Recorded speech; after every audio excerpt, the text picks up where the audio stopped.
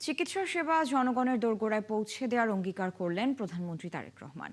Dhaka medical college হাসপাতালের ৮০ বছর পূর্তি অনুষ্ঠানে যোগ দিয়ে তিনি আরও বলেন, এ লক্ষ্যে সারা দেশে ১ লাখ স্বাস্থ্যকর্মী নিয়োগ দেবে সরকার। প্রধানমন্ত্রী আরও জানান, এই স্বাস্থ্যকর্মীদের মাঝে নারীরা অগ্রাধিকার পাবে। এছাড়া সারা দেশে সরকারি পর্যায়ে ২৫,০০০ মিডওয়াইফ বা ধাত্রী নিয়োগ দেওয়ার কথাও জানান সরকার প্রধান। এ সময় তিনি সাধারণ মানুষ যেন চিকিৎসা সেবার প্রতি আস্থা রাখতে পারে সে লক্ষ্যে চিকিৎসকদের কাজ করার আহ্বান জানান। এর আগে প্রধানমন্ত্রী ঢাকা মেডিকেলের ২টি ছাত্রী হোস্টেল নির্মাণ কাজের ভিত্তিপ্রস্তর স্থাপন করেন।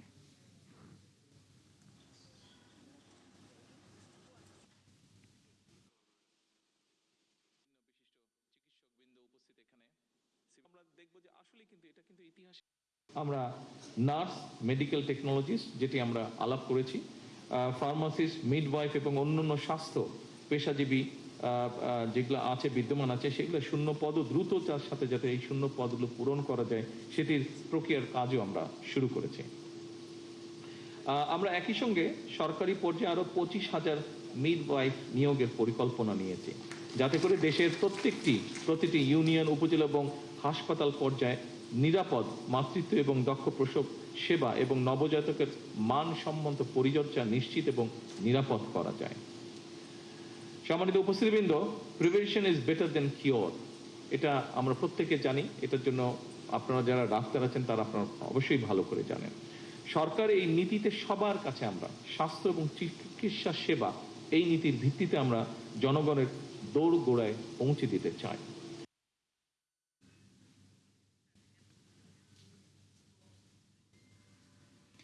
চিকিৎসা গবেষণায় ঢাকা মেডিকেল কলেজকে উৎকর্ষের শীর্ষে পৌঁছানোর তাগিদ দিলেন প্রধানমন্ত্রীর সহধর্মিণী ডাক্তার জুবাইদা রহমান। সকালে কলেজের ৮০ বছর পূর্তি অনুষ্ঠানে যোগ দিয়ে তিনি কথা বলেন। একটি আশ্বস্ত করার বাক্য একটি ওষুধের মতো কাজ করে। চিকিৎসা বিজ্ঞানের ভিত্তি জ্ঞান হলেও চিকিৎসা পেশার প্রকৃত ভিত্তি মানবিকতা। চিকিৎসা বিজ্ঞানের অগ্রযাত্রা যতই প্রযুক্তি নির্ভর হোক না কেন, তার কেন্দ্রবিন্দুতে সবসময় মানুষই থাকবে। পানি কমলেও ৩ পার্বত্য জেলার বন্যা পরিস্থিতি এখনো স্বাভাবিক হয়নি। রাঙামাটি, বান্দরবান ও কক্সবাজারের নিচু এলাকায় এখনো জলমগ্ন লাখো মানুষ। প্রায় বিচ্ছিন্ন রয়েছে সব জেলার অভ্যন্তরীণ সড়ক যোগাযোগ। বিশুদ্ধ পানি ও খাদ্য সংকটে মানবেতর জীবনযাপন করছেন অনেকে। যোগাযোগ ব্যবস্থা ভেঙে পড়ায় ব্যাহত হচ্ছে ত্রাণ কার্যক্রম। সহকর্মীদের তথ্য ছবিতে প্রতিবেদন। বান্দরবানের একাধিক এলাকা তলিয়ে যাওয়ায় সারা দেশের সঙ্গে সড়ক যোগাযোগ বিচ্ছিন্ন রয়েছে। আটকা পড়েছে দূরপাল্লার বাস, ট্রাক ও পণ্যবাহী যানবাহন। সবচেয়ে বেশি দুর্ভোগে পড়েছেন রোগী, শিক্ষার্থী ও কর্মজীবী মানুষ। আমার বাসা পানির নিচে বন্দি। আমি বাসার থেকে কোনো একটা মাল বাই করতে পারি নাই। ছাত্রী এগুলো আর বেশি স্কুল আর মাদ্রাসা যাতায়াত মানুষ চালাবে, ঝড় বৃষ্টি হলে কোনো আতঙ্ক।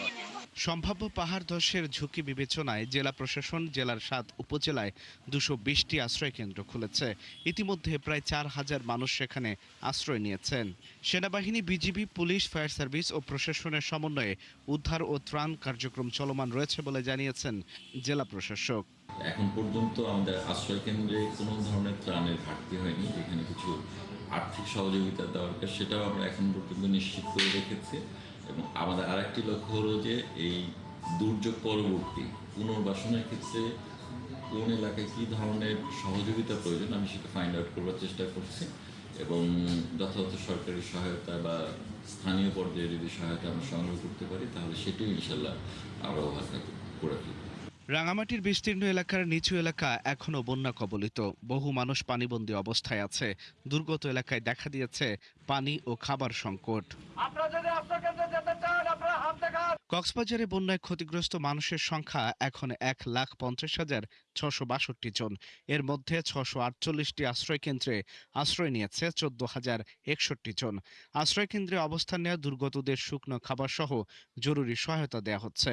শুধু গত বাড়ির বাড়ি দুঃখিন বাড়ির বাদ খাইনি বাড়ি ঠিকভাবে আর দুঃখ লান অথবা আজ বন্যতার পানি আর এখন কি করতে পারি। প্রচুর কষ্ট পাই জিনিসপাতি লইরে পানির অগত দিদি না এখন সাপ বাড়ে এখন এই অবস্থা থানা ফিনালের বেশি কষ্টতে আছি, পয়েন্ট চ্যানেলের বেশি কষ্টতে আছি। কলেজের চারপাশে পানি উঠছে, বিভিন্ন এলাকা ডুবে যাচ্ছে। এর মূলত কারণ হচ্ছে নদীগুলো খনন করে নাই। বান্দরবনের নাইখংছড়ি উপজেলার বাইশারি ইউনিয়নের খোটাখালী ছড়ায় প্রবল স্রোতের কারণে সড়ক যোগাযোগ অচল হয়ে গেছে। সামাজিক যোগাযোগ মাধ্যমে ছড়িয়ে পড়া একটি ছবিতে দেখা যায় কয়েকজন ব্যক্তি কোমর সমান পানিতে প্রবল স্রোতের মধ্যে একটি সিএনজি চালিত অটোরিকশা কাঁধে তুলে ছড়া পার করছেন। চট্টগ্রামের ফটিকছড়ির নিচু এলাকা প্লাবিত হয়েছে, ডুবে গেছে রাস্তাঘাট, বাড়িঘর, ঘরবন্দী হয়ে পড়েছে বহু মানুষজন, দেখা দিয়েছে তীব্র খাদ্য সংকট। আল ইমরান, ৭১। রাঙামাটির বাঘাইছড়ির সবশেষ অবস্থা জানবো আমরা, সেখান থেকে যুক্ত হচ্ছেন আমাদের সহকর্মী সবুজ মাহমুদ। সবুজ, পানি তো কিছুটা কমেছে, তো কি পরিস্থিতি দেখছেন এখন সেখানে? পানিবন্দী মানুষের কি অবস্থা? পর্যাপ্ত ত্রাণ সহায়তা তাদের কাছে পৌঁছানো সম্ভব হয়েছে কিনা জানাবেন আমাদের।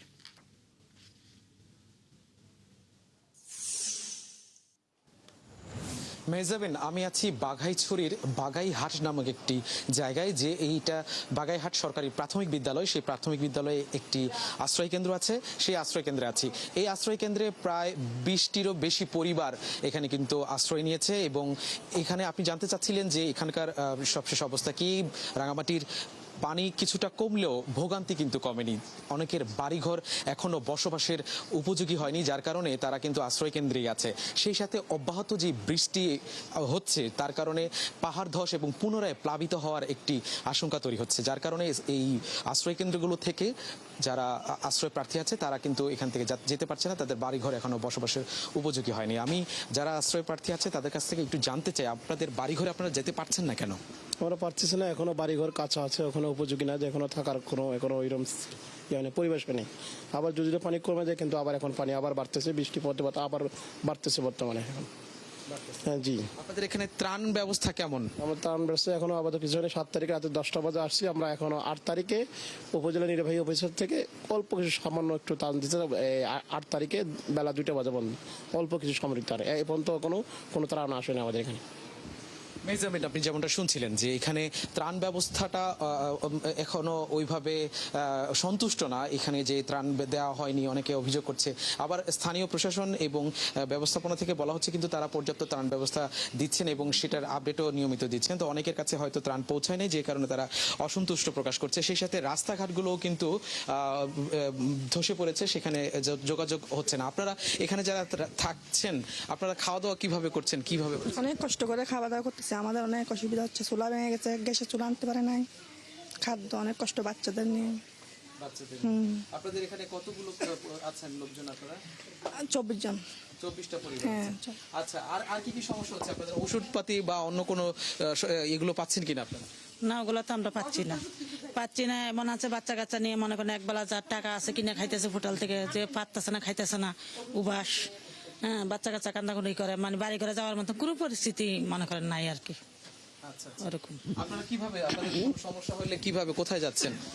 আমরা আশ্রয় কেন্দ্রে, স্কুল ঘরে এবং মনে করেন যে বাজারের মিদ্র বইয়া ছিলাম, মনে করেন জায়গা পাই না আমরা এরকম লোকজনের জন্য। তো এখানকার মানুষ, মেজাবেন আপনি যেমনটা শুনছিলেন, এখানকার মানুষ কিন্তু চরম দুর্ভোগে আছে এবং তাদের খাদ্য নিরাপত্তা, নিরাপদ পানির সংকটও আছে। তো এরা যার কারণে বাড়ির পানি কমে গেলেও তাদের বাড়িতে উঠতে পারছে না। সবুজ, ধন্যবাদ যুক্ত হওয়ার জন্য। দর্শক, যুক্ত ছিলেন সহকর্মী সবুজ মাহমুদ। রাঙামাটির বাঘাইছড়ির বন্যা পরিস্থিতির আপডেট তিনি আমাদের জানাচ্ছিলেন। বন্যা পরিস্থিতি দীর্ঘমেয়াদী হবার শঙ্কা নেই বলে জানিয়েছেন বন্যা পূর্বাভাস ও সতর্কীকরণ কেন্দ্র। দুপুরে ব্রিফিংয়ে তথ্য জানিয়ে বলা হয়, আগামী 24 ঘন্টা পর দক্ষিণাঞ্চলে ধীর গতিতে বন্যা পরিস্থিতির উন্নতি হবে, তবে উত্তর পূর্বাঞ্চলে স্বল্প মেয়াদী বন্যার ঝুঁকি রয়েছে। কেন্দ্রের নির্বাহী প্রকৌশলী জানান, আগামী 24 ঘন্টা পর সাঙ্গু নদীর পানি বিপদসীমার নিচে নেমে আসার সম্ভাবনা রয়েছে, তবে চট্টগ্রাম শহরের কিছু কিছু নিম্নাঞ্চলে জলাবদ্ধতা দেখা দিতে পারে। উত্তর পূর্বাঞ্চলে ভারী বর্ষণের ফলে নদীগুলোর পানি বিপদসীমা অতিক্রমের ঝুঁকি রয়েছে, যা এই অঞ্চলে স্বল্পমেয়াদী বন্যা পরিস্থিতি সৃষ্টি করতে পারে।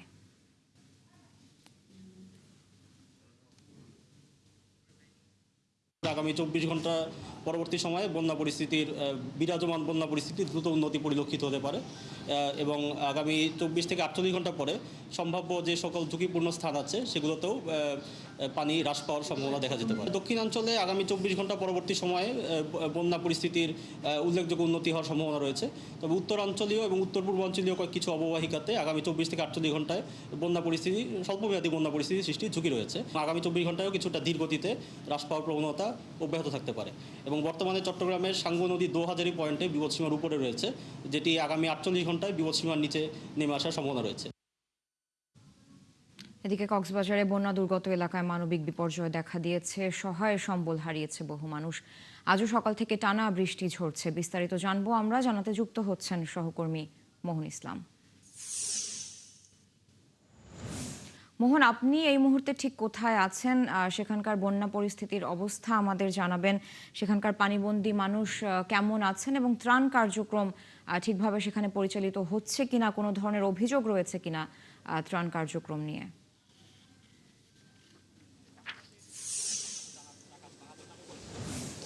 সারা, আপনাকে ধন্যবাদ। আপনার যে প্রশ্নগুলো আছে সবগুলোর উত্তর আমরা নিব। এখানে কক্সবাজার জেলার যিনি জেলা প্রশাসক তিনি আছেন। এর আগে আমি একটু দেখিয়ে নিই, আমরা আছি এটা পেকুয়া উপজেলা। এখানে একটি বাঁধ, যে বাঁধ ভাঙার কারণে আসলে লোকালয়ে পানি প্রবেশ করছে এবং পানির যে তীব্রতা বা গতি, সেই গতি যদি আপনাদেরকে একটু দেখায় যে এটা বেশ গতিশীলভাবেই পানিটা প্রবেশ করছে লোকালয়ে। ফলে বন্যার যে উন্নতির কথা বলা হচ্ছে সেই উন্নতি তো রয়েছে, কিন্তু মানুষের মধ্যে শঙ্কা বা আশঙ্কাও রয়েছে যে আবারও অবনতি ঘটে কিনা। আমরা একটু কথা বলতে চাই কক্সবাজার জেলার যিনি জেলা প্রশাসক রয়েছেন, ডিসি মোহাম্মদ আব্দুল মান্নান আছেন আমাদের সাথে। আমরা তার থেকে একটু বিস্তারিত জানবো।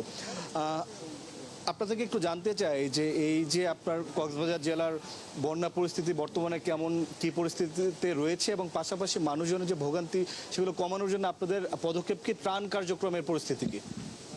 আপনারা জানেন কক্সবাজার জেলায় অতিবৃষ্টির কারণে গত শনিবার থেকে অতিরিক্ত বৃষ্টি হয়েছে, প্রায় 700 মিলিমিটার বেশি বৃষ্টি হয়েছে 6 দিনে, যার ফলে বিভিন্ন এলাকা প্লাবিত হয়েছে। এর পাশাপাশি বান্দরবন থেকে মাতামুহুরী নদী দিয়ে পানির ঢল নেমে আসে। এর ফলে পানির লেভেল মানে বিপদসীমার উপর দিয়ে প্রবাহিত হচ্ছিল।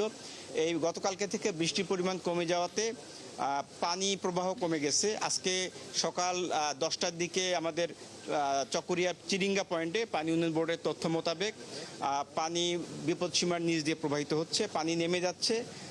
আমাদের কক্সবাজার জেলায় যে টোটাল 640টি আশ্রয়কেন্দ্র সবগুলো খুলে দেওয়া হয়েছে। 20-25টি আশ্রয়কেন্দ্রে মানুষ আশ্রয় গ্রহণ করছে, তাদেরকে শুকনো খাবার, খিচুড়ি এসবের ব্যবস্থা করা হয়েছে সরকারের পক্ষ থেকে, প্রশাসনের পক্ষ থেকে। এর পাশাপাশি মাননীয় প্রধানমন্ত্রী গতকালকে নিজে আমাদেরকে নির্দেশনা দিয়েছেন, খোঁজখবর নিয়েছেন। স্বরাষ্ট্রমন্ত্রী মহোদয়ের এলাকা, এখানে মাতামুহুরী, চকরিয়া এবং পেকুয়া এই 3টি উপজেলা সবচেয়ে বেশি ক্ষতিগ্রস্ত হয়েছে, যেটি আপনি দেখালেন, যেখানে একটি বাঁধ ভেঙে গেছে, অনেক বাড়িঘর ক্ষতিগ্রস্ত হয়েছে। এখানে প্রধান প্রকৌশলী পানি উন্নয়ন বোর্ড, উনি ঢাকা থেকে এসেছেন। এই এলাকার বাঁধ নির্মাণ এবং স্লুইস গেটের সংস্কারের জন্য ওনার প্রয়োজনীয় পদক্ষেপ গ্রহণ করবেন। আমরা প্রতিটি ক্ষতিগ্রস্ত মানুষকে ত্রাণ পৌঁছানোর প্রয়োজনীয় ব্যবস্থা গ্রহণ করেছি। স্বেচ্ছাসেবক, রাজনৈতিক নেতৃবৃন্দ, জনপ্রতিনিধি সকলে মিলে এই কাজ করা হচ্ছে। এর পাশাপাশি মানুষকে পানি বিশুদ্ধকরণ ট্যাবলেট সেটাও দেওয়া হচ্ছে। আপনাকে নির্দেশনা অনুযায়ী কাজ করতে পারছেন না? ত্রাণ কি পর্যাপ্ত পাচ্ছে যারা ভুক্তভোগীরা রয়েছে? আমরা পর্যাপ্ত ত্রাণ পেয়েছি। এই মুহূর্তে কক্সবাজার জেলার জন্য সরকারের পক্ষ থেকে 450 মেট্রিক টন চাল এবং 30 লক্ষ টাকা প্রদান করা হয়েছে এবং আমাদের প্রয়োজনীয় চাহিদা দিলে আরও দেওয়া হবে সরকারের পক্ষ থেকে। সেগুলো কি জনগণ পাচ্ছে কিনা সেটা জিজ্ঞাসা? জনগণ সবাইকে দেওয়া হচ্ছে। ধন্যবাদ। স্যারা যেমন শুনছিলেন, তিনি বলছিলেন যে ত্রাণ কার্যক্রম তাদের অব্যাহত আছে এবং যে ত্রাণ তাদেরকে দেওয়া হয়েছে সেগুলো জনগণের কাছে পৌঁছে দেওয়ার জন্য তারা চেষ্টা করছে। মোটা দাগে বলতে গেলে এই 3 উপজেলা সহ কক্সবাজার জেলার যে বন্যা পরিস্থিতি তা উন্নতির দিকে। এখন দেখা যাক সামনের দিনগুলোতে কি আসে। মোহন, আপনি থাকুন সেখানে, নিশ্চয়ই পরবর্তীতে আবার আপনার সাথে আমরা যুক্ত হব, আপনার মাধ্যমে সেখানকার আপডেট দর্শকদের জানাবো। দর্শক, কক্সবাজারের বন্যা দুর্গত এলাকার আপডেট জানাচ্ছিলেন আমাদের সহকর্মী মোহন ইসলাম। পানি নেমে গেলেও বন্দরনগরী চট্টগ্রামের উপশহর ও বিভিন্ন উপজেলার বিস্তীর্ণ এলাকা এখনো প্লাবিত। 25,000 মানুষ আশ্রয় কেন্দ্রে যেতে বাধ্য হয়েছে। উদ্ধার ও ত্রাণ কাজে নেমেছে প্রশাসন ও সেনাবাহিনী। এদিকে চট্টগ্রামে গিয়ে দুর্যোগ ও ত্রাণ প্রতিমন্ত্রী জানিয়েছেন, সরকারের কাছে পর্যাপ্ত ত্রাণ থাকলেও যোগাযোগ ব্যবস্থার অভাবে সব দুর্গত এলাকায় পৌঁছানো যাচ্ছে না। প্রণবেশ চক্রবর্তী তথ্য ছবিতে রিপোর্ট। বন্দরনগরীর পানি নেমে গেলেও চট্টগ্রামের সাতকানিয়া, চন্দনাইশ, বাঁশখালী ও লোহাগাড়া উপজেলার বিস্তীর্ণ অঞ্চলে বন্যায় প্লাবিত হয়েছে। প্রায় 4 লাখ মানুষ পানিবন্দী অবস্থায় রয়েছে। 650টি আশ্রয়কেন্দ্রে অন্তত 25,000 মানুষ আশ্রয় নিয়েছে। পানিবন্দী হয়েছে 3 দিন ধরে এখানে, 3 দিন 5 দিন ওরাই, কিন্তু পানি যাওয়ার কোনো একটা ব্যবস্থা করলে সবচেয়ে ভালো হবে। আর 2টা সুইচ গেটের ভিতরে একটা সুইচ গেট খোলা আছে আর একটা সুইচ গেট বন্ধ অলরেডি, যার কারণে গিয়ে এইভাবে জলবায়ু বেশি হয়ে গেছে। সব ডুবে গেছে, চুলা বাড়িঘর সরে এখানে পানি হয়েছে। এখানে লোকজনের মাংস আছে ফ্রিজে রাখতে, আত্মীয় স্বজনের, এগুলো তো নষ্ট হয়ে যাবে। পানিতে আটকে থাকা উপজেলাগুলোর দুর্গত এলাকায় জেলা ও স্থানীয় প্রশাসন ত্রাণ সরবরাহের চেষ্টা করছে। দুর্যোগ ও ত্রাণ প্রতিমন্ত্রী বলেছেন, প্রস্তুতি ও পর্যাপ্ত ত্রাণ থাকলেও বন্যার ভয়াবহতায় সব জায়গায় ত্রাণ পৌঁছানো যাচ্ছে না। তো স্পেসিফিক্যালি সবার সঙ্গে কথা বলা হয়েছে, তাদের কোনো অসুবিধা আছে কিনা সেটা দেখছে। তাদের কাজটা তো তাদের, ধরেন সিভিল সার্জনের কাজ হলো যে পরবর্তী সময়ে যেন ওষুধ না হয়, আগাম ওষুধ সাপ্লাই করা, এগুলি ওনারা বলেছেন ওনারা ইকুইপ, তাদের কোনো অভাব নাই, তারা করতে পারবে। তো এরকম প্রত্যেকের সঙ্গে কথা হয়েছে, সবাই এই ব্যাপারে ওয়াকিবহাল এবং তারা প্রস্তুত। এদিকে ত্রাণ পৌঁছানোর পাশাপাশি পানিবন্দী মানুষকে উদ্ধার ও নিরাপদ আশ্রয়স্থলে পৌঁছে দিতে কাজ করছে সেনাবাহিনী। পতেঙ্গা আবহাওয়া অফিস জানিয়েছে, শনিবার সকাল 6টা পর্যন্ত চট্টগ্রাম নগরীতে 27 মিলিমিটার বৃষ্টি হয়েছে। পিন্টু হাজং, 71। চট্টগ্রামের বন্যা পরিস্থিতির খবর জানবো এবার। জানাতে যুক্ত হচ্ছেন সহকর্মী প্রণবেশ চক্রবর্তী।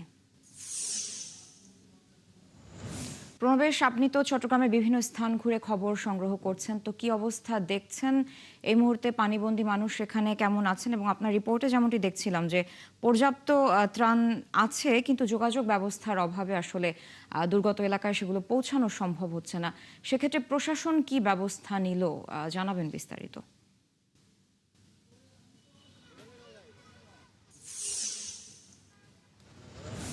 চট্টগ্রাম নগরীর যে সুখবর সেটি হচ্ছে, চট্টগ্রাম নগরী থেকে পানি নেমে গেছে, যেহেতু বৃষ্টিপাত হচ্ছে না, রোদের দেখা মিলছে।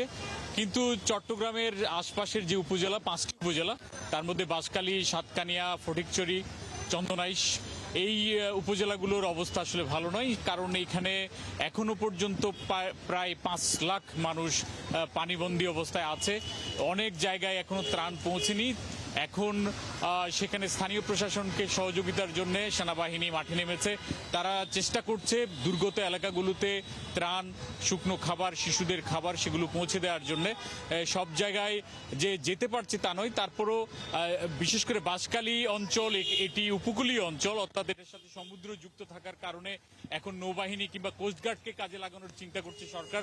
আজকে চট্টগ্রামের সিটি কর্পোরেশন, চট্টগ্রামের সার্কিট হাউসে 2জন মন্ত্রী আসছিলেন। একজন হচ্ছেন ত্রাণ এবং পুনর্বাসন মন্ত্রী, অন্যদিকে চট্টগ্রামের এই জলাবদ্ধতা এবং বন্যা পরিস্থিতি সমন্বয়ের জন্য দায়িত্ব দেওয়া হয়েছে খনিজ এবং বিদ্যুৎ প্রতিমন্ত্রী অনিন্দ্য ইসলামকে। তিনিও বৈঠক করেছেন। এই বৈঠকের মধ্য দিয়ে তারা প্রত্যেকটা জায়গায় ইউএনও সহ অন্যান্য যে জেলা প্রশাসক এবং অন্যান্য যে স্থানীয় সরকার প্রশাসনের যেসব সংস্থাগুলো রয়েছে সেগুলির সমন্বয়ের উপর তারা জোর দিয়েছেন। প্রণবেশ, ধন্যবাদ যুক্ত হওয়ার জন্য। দর্শক, চট্টগ্রাম থেকে যুক্ত ছিলেন সহকর্মী প্রণবেশ চক্রবর্তী। সেখানকার বন্যা পরিস্থিতির আপডেট তার মাধ্যমে আমরা জানছিলাম। চট্টগ্রামে বন্যা দুর্গত এলাকার স্থগিত এইচএসসি পরীক্ষাগুলো যথাসময় নেওয়া হবে বলে জানিয়েছেন শিক্ষামন্ত্রী এহসানুল হক মিলন। আজ সাভারের ঘোড়াপীর মাজার এলাকায় গণ বিশ্ববিদ্যালয় দিবসের আলোচনা সভায় তিনি কথা বলেন। এ সময় মন্ত্রী আরও বলেন, চট্টগ্রামে বন্যা দুর্গত যেসব এলাকায় পরীক্ষা বন্ধ রয়েছে সেখানকার শিক্ষার্থীদের সার্বিক খোঁজ খবর নেওয়া হচ্ছে। তিনি আরও বলেন, শিক্ষার মান উন্নয়নে সরকার কয়েকটি পরিকল্পনা বাস্তবায়ন করছে। এর আগে গণবিশ্ববিদ্যালয়ের শিক্ষক শিক্ষার্থীদের উপস্থিতিতে একটি বর্ণাঢ্য র্যালি বের করা হয়।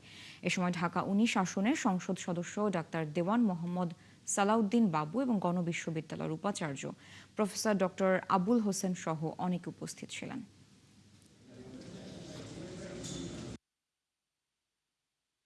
দুর্যোগ এলাকা রয়েছে যেখানে বন্যা কবলিত হয়েছে, যেখানে আমাদের লোকাল প্রশাসন পরীক্ষা নিতে পারছে না, তারা সেইভাবে তাৎক্ষণিকভাবে আমাদেরকে জানাচ্ছে এবং তাৎক্ষণিকভাবে আমরা সেই এলাকায় পরীক্ষা বন্ধ করে দিচ্ছি এবং পরবর্তীতে অবশ্যই নিতে হবে। তারা তো একই সাথে, এবং সারা বাংলাদেশে পরীক্ষা চলছে, শুধু দুর্যোগ এলাকায় বন্ধ রয়েছে। কাশিমপুর হাই সিকিউরিটি কেন্দ্রীয় কারাগার থেকে পালিয়ে যাওয়া হত্যা মামলার মৃত্যুদণ্ডপ্রাপ্ত আসামি মোহাম্মদ আবদুল্লাহ শিকদারকে গ্রেফতার করেছে র্যাব। সকালে র্যাব 4-এর সদর দপ্তরে ব্রিফিংয়ে কোম্পানি কমান্ডার KN রায় জানান, গোপন সংবাদের ভিত্তিতে শুক্রবার বিকেলে রাজধানীর দারুস সালাম এলাকা থেকে তাকে গ্রেফতার করা হয়। 2024 সালের 6 আগস্ট কারাগারে সৃষ্ট সহিংসতার মধ্যে বৈদ্যুতিক পিলার ভেঙে অন্য বন্দীদের সঙ্গে পালিয়ে যায় গোপালগঞ্জের টুঙ্গিপাড়ার বাসিন্দা আবদুল্লাহ শিকদার। এরপর থেকে ছদ্মবেশে দেশের বিভিন্ন এলাকায় আত্মগোপনে ছিলেন তিনি। র্যাব আরও জানায়, 2021 সালে একটি হত্যা মামলার মৃত্যুদণ্ডপ্রাপ্ত আসামি আবদুল্লাহ শিকদার। পরবর্তী আইনি ব্যবস্থা নিতে তাকে থানায় হস্তান্তর করা হয়েছে।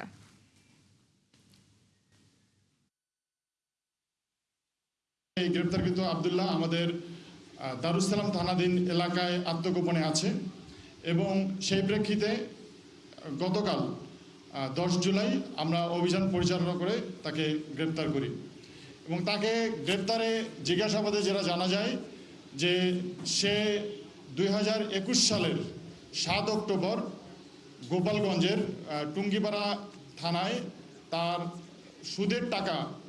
সুদের পাওনা টাকা আদায়কে কেন্দ্র করে তার প্রতিবেশী লুৎফর রহমানকে, তার 2 সহযোগীকে হাতুড়ি এবং কুড়াল দিয়ে কুপিয়ে হত্যা করে। মেগা প্রকল্পের ব্যয় রাজনৈতিক ব্যক্তি নয়, বরং প্রকৌশলীদের পরিকল্পনার ভিত্তিতেই নির্ধারিত হয়। তবে সাধারণ মানুষের নিয়ম না মানার প্রবণতাই অপরিকল্পিত নগরায়নের জন্য দায়ী বলে মন্তব্য করেছেন স্থানীয় সরকার, পল্লী উন্নয়ন ও সমবায় প্রতিমন্ত্রী মীর শাহে আলম। সকালে রাজধানীতে প্রকল্প ব্যবস্থাপনার সফলতা ও ব্যর্থতা বিষয়ক সেমিনারে প্রতিমন্ত্রী এসব কথা বলেন। তিনি বলেন, রাজধানীর অনেক এলাকায় পরিকল্পনা না মেনেই সড়ক এবং অন্যান্য অবকাঠামো ঘিরে গড়ে উঠেছে আবাসন, যা ডিটেইলড এরিয়া প্ল্যান বাস্তবায়নে বড় প্রতিবন্ধকতা তৈরি করছে। বিপুল জনগোষ্ঠীর চাহিদা পূরণে ছোট পরিসরের বদলে সরকার এখন দীর্ঘমেয়াদী ও সমন্বিত নগর পরিকল্পনার দিকে এগোচ্ছে বলেও জানান তিনি। এ সময় সবাইকে বিধিমালা মেনে ঘরবাড়ি নির্মাণের আহ্বান জানান প্রতিমন্ত্রী। নবায়নযোগ্য জ্বালানির ওপরও সরকার বিশেষ গুরুত্ব দিচ্ছে বলে জানান মন্ত্রী।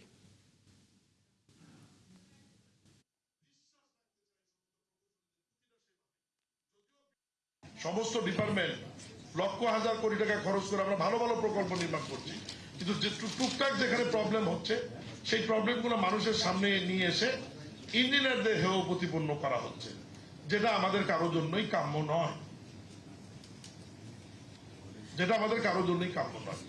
এই বিষয়গুলো আমাদেরকে নোটিশে নিতে হবে। আপনারা রিসার্চ করবেন, দীর্ঘমেয়াদী করবেন, যে কোনো প্রোগ্রাম করবেন দীর্ঘমেয়াদী করতে হবে। শর্টকাট কোনো প্রোগ্রাম করে আমাদের দেশে মানুষের জন্য মঙ্গল করা যাবে না।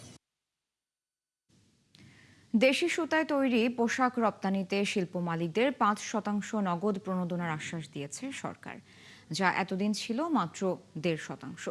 এটির সঠিক বাস্তবায়ন হলে ভারতকে টেক্কা দেওয়া সম্ভব বলে মনে করছেন উদ্যোক্তারা। কেননা দেশি সুতার দাম কমলে চাহিদা বাড়বে পোশাক শিল্পে, কমবে আমদানির চাপ। একই সঙ্গে সৃষ্টি হবে দেশি সুতা রপ্তানির সক্ষমতাও। বিশেষজ্ঞরা বলছেন, রপ্তানিমুখী পোশাকে স্থানীয় মূল্য সংযোজন বাড়ানো গেলে তা হবে এলডিসি উত্তরণের জন্য বড় প্রস্তুতি। বাকিটা জানাচ্ছেন রাকিব হোসেন। দেশের রপ্তানি আয়ের সিংহভাগ আসে পোশাক খাত থেকে। সবশেষ অর্থ বছরের হিসাবে যা $39 বিলিয়ন। কিন্তু বাস্তবতা হলো এই আয়ের প্রায় অর্ধেক চলে যাচ্ছে সুতা, কাপড় সহ অন্যান্য কাঁচামাল আমদানিতে। অথচ পোশাক খাতের চাহিদা পূরণের পাশাপাশি এসব পণ্য রপ্তানির সক্ষমতা রয়েছে স্থানীয় শিল্প প্রতিষ্ঠানগুলোর। তাহলে প্রশ্ন হলো, কেন এত আমদানি হচ্ছে? বিটিএম এর তথ্য মতে দেশে উৎপাদন হচ্ছে বছরে প্রায় 455 কোটি কেজি সুতা, যা নিট পোশাকে শতভাগ এবং ওভেনে 60% পর্যন্ত চাহিদা পূরণ করতে পারে। কিন্তু দামের পার্থক্যের কারণে গেল কয়েক বছর ধরে বাড়ছে ভারতীয় সুতার আমদানি। বিটিএম এর সাবেক এই নেতা বলছেন, পরিকল্পিতভাবে দেশীয় শিল্পকে ধ্বংসের মুখে ঠেলে দেওয়া হয়, যেখান থেকে ঘুরে দাঁড়াতে দরকার সরকারের বিশেষ সহায়তা। ভারত থেকে আমদানিকৃত ডাম্পিং সুতার জন্য আমাদের সুতা আসলে তাদের সাথে পারছিল না। সরকার যদি এই ব্যবস্থাটা দ্রুততম সময় নেয় তাহলে আমাদের স্পিনিং মিল আবার ঘুরে দাঁড়াবে। বাংলাদেশ তার যেই ক্যাপাসিটি তার ফুল ইউটিলাইজেশন করতে পারবে। আমরা যদি লোকাল ফ্যাব্রিক দিয়ে একটা জিনিস রপ্তানি করি, আমরা অর্ডার পাওয়ার 60 দিনের ভিতরে রপ্তানি করতে পারি, কিন্তু আমি যদি চায়না থেকে আনি 90 দিনের নিচে কোনো অবস্থাতেই করা সম্ভব না। আবার এমনিতে ধরেন আমাদের ডাইরেক্ট সি পোর্ট নাই, ডিপ সি পোর্ট নাই, ফলে আমাদেরকে শিপমেন্টও আমাদের প্রতিদ্বন্দ্বী দেশের চাইতে আমাদের যে পণ্য সরবরাহ করা, সেই ক্ষেত্রে আমাদের 2 সপ্তাহ থেকে 3 সপ্তাহ সময় বেশি লাগে। পোশাক রপ্তানিতে 5% নগদ সহায়তা, বস্ত্র খাতের কর্পোরেট কর হার 12% নামিয়ে আনার পাশাপাশি কৃত্রিম তন্তুর সুতা কাপড়ের কাঁচামাল আমদানিতে শুল্ক ছাড়ের দাবি বিটিএমের, যা সঠিকভাবে বাস্তবায়ন হলে সুতার দাম কেজিতে অন্তত 15 সেন্ট কমবে, মূল্য সংযোজন বেড়ে দাঁড়াবে 80%। সুযোগ হবে সুতা কাপড় রপ্তানিরও। ইনসেন্টিভ দেওয়ার নামে যাতে কোনো রকম হয়রানির শিকার না হয়। যেরকম বর্তমানে আমাদের ডেনিম ফ্যাব্রিক যদি বিদেশে এক্সপোর্ট করি বা ইপিজেড এক্সপোর্ট করি, তাহলে ইনসেন্টিভ থেকে দিবে না, এরকমভাবে জটিলতা সৃষ্টি হচ্ছে। এই জায়গার ভাবে বিভিন্ন ধরনের নন ট্যারিফ ব্যারিয়ার সৃষ্টি করতেছে, মানে ইনসেন্টিভ দিবে বাট আপনার অনেক ব্যারিয়ার দিবে, নামে থাকবে বাট আসলে কেউ অ্যালাউ করতে পারবে না। এলডিসি গ্র্যাজুয়েশনের পর রপ্তানিতে বিশেষ সুবিধা পেতে নিশ্চিত করতে হবে স্থানীয় মূল্য সংযোজন। এক্ষেত্রে সরকারের নতুন উদ্যোগকে সেই প্রস্তুতির অংশ হিসেবে দেখা হচ্ছে। উৎপাদনশীলতার দিকে নজর দিতে হবে।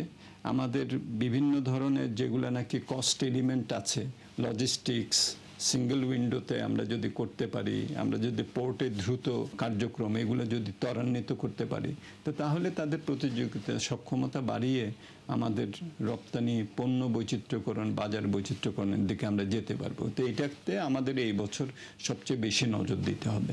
ব্যাংক গ্যারান্টি বা বন্ডের মাধ্যমে সুতা কাপড় আমদানির ক্ষেত্রে 30% মূল্য সংযোজন বাধ্যতামূলক করার বিষয়টিও আমলে নিয়েছে সরকার।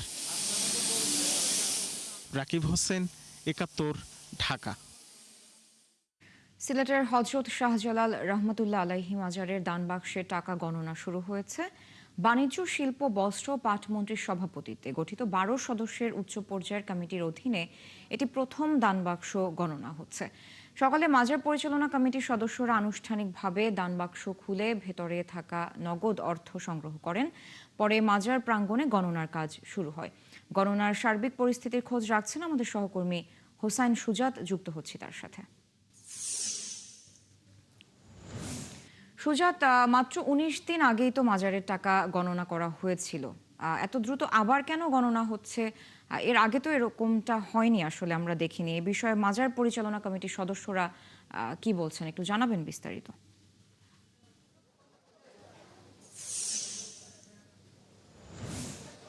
দেখুন সারা, হযরত শাহজালাল রহমতুল্লাহ আলাইহির দানবাক্সের যে টাকা, সেটার স্বচ্ছতা নিয়ে আসলে বিভিন্ন সময় বিভিন্ন মহল প্রশ্ন তুলেছিল এবং সেই প্রশ্নের জট খুলতে গেল কিছুদিন আগে সিলেটের যিনি বিদায়ী জেলা প্রশাসক ছিলেন সরার আলম, ওনার নেতৃত্বে কিন্তু মাজারের স্বচ্ছতা আনতে মাজারের দানবাক্সগুলো সরকারি তত্ত্বাবধানে গণনা করা হবে এমন সিদ্ধান্ত তিনি নিয়েছিলেন।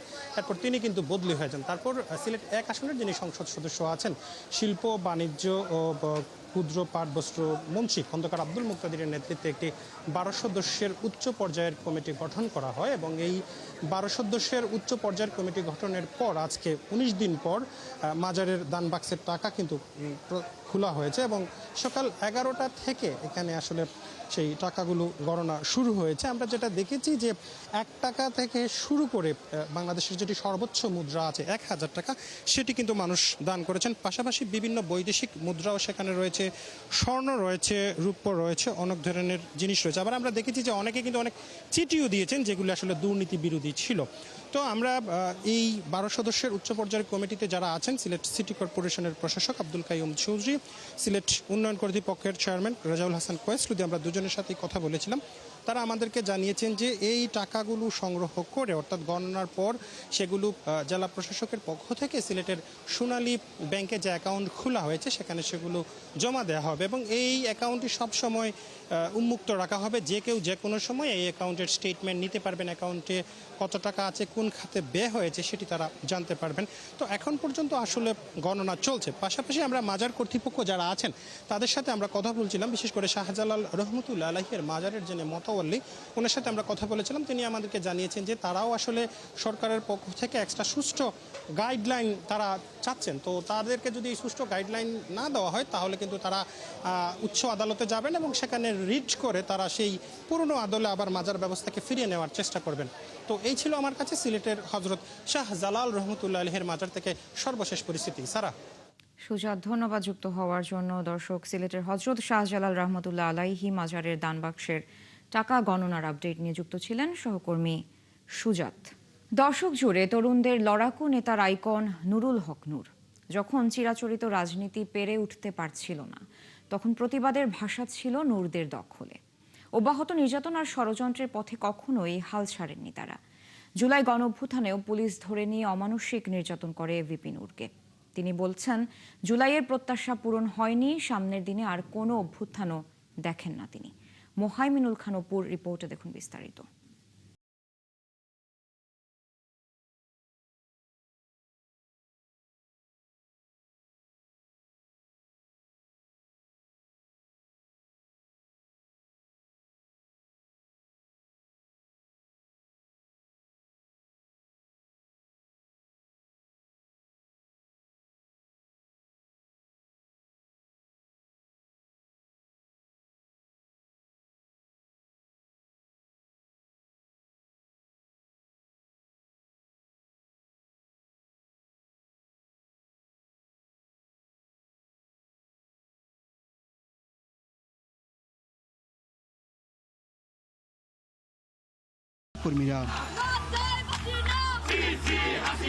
আটক হয়েছিলাম, তো সেটা ছিল খুব সম্ভবত 26 তারিখের রাত্রে। তো যখন র্যাব তুলে নেই আমি স্বাভাবিকভাবে ভাবছিলাম যে আসলে হয়তো আর ফিরে আসতে পারবো না। ওই আন্দোলনের মধ্য দিয়ে আসলে আমাদের যে যাত্রাটা ছিল, যে আসলে ছাত্র অধিকার পরিষদ, যুব অধিকার পরিষদ বা গণ অধিকার পরিষদ, আমরা শুরু থেকে আন্দোলনের স্বতঃস্ফূর্ত অংশগ্রহণ করেছি। তো শাহবাগ থানায় যখনই নেওয়া হয়, নেওয়ার সাথে সাথেই আমার যতটুকু মনে পড়ে তখন শাহবাগ থানা অপারেশনের দায়িত্বে ছিলেন ওসি আরশাদ।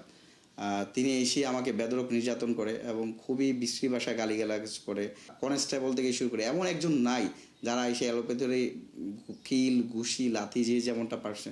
তো আমি সেন্সলেস অবস্থায় ছিলাম এখানে পড়ে। বাংলার বর্ষা, বিপ্লবের জুলাই আন্দোলন, ছাত্র সমাজের বিক্ষোভে উত্তাল দেশ।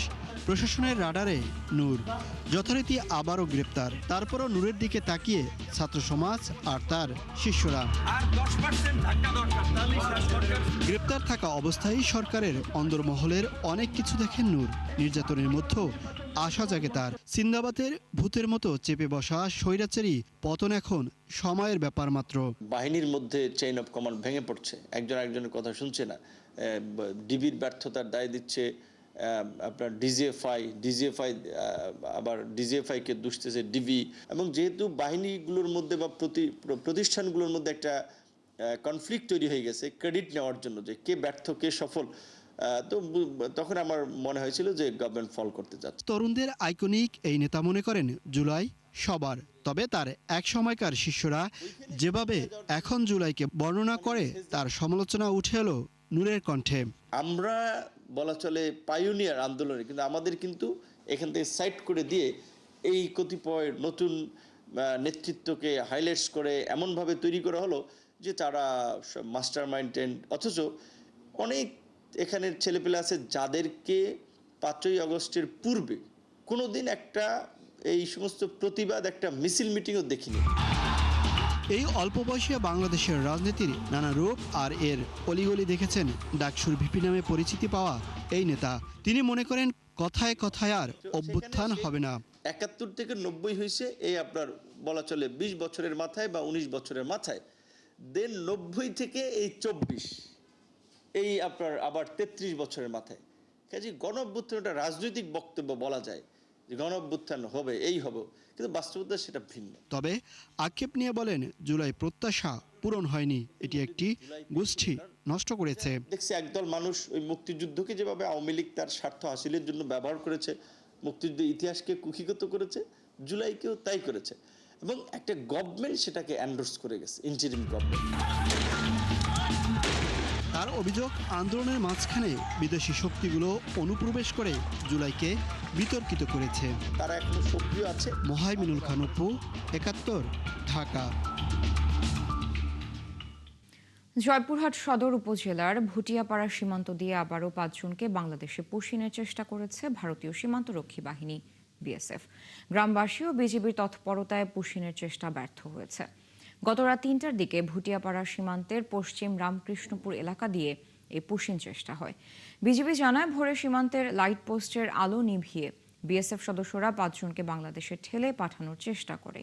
এ সময় গ্রামবাসী ৩ জনকে আটক করে এবং বিজিবিকে খবর দেয়। পরে বিজিবি সদস্যরা পৌঁছে তাদের নিয়ে শূন্য রেখায় অবস্থান নেন। আটক ব্যক্তিদের কাছ থেকে জানা গেছে মোট ৫ জনকে পুশিং করা হয়েছিল। বাকি ২ জনের অবস্থান সম্পর্কে তারা নিশ্চিত তথ্য দিতে পারেননি।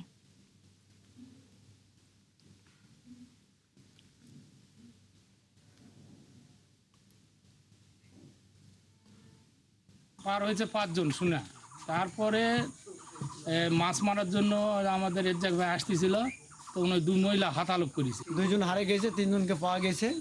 বর্তমান বিজিবি আন্ডার আছে আর কি। রাস্তায় ৩ জনকে আটক করা হয়েছে, বিজিবি ওনাদের ধরে নিয়ে আসছে। ওনাদের থেকে আমরা শুনলাম যে ৫ জন পার হয়েছে, ৩ জন ধরা খাইছে আর ২ জন দৌড়ে পালাইছে। চলছে সংবাদ সংযোগ। সরাসরি সংবাদ অনুষ্ঠান দেখতে চোখ রাখুন ৭১ ফেসবুক পেজে এবং সাবস্ক্রাইব করুন ৭১ ইউটিউব চ্যানেল। থাকুন ৭১-এর সাথে।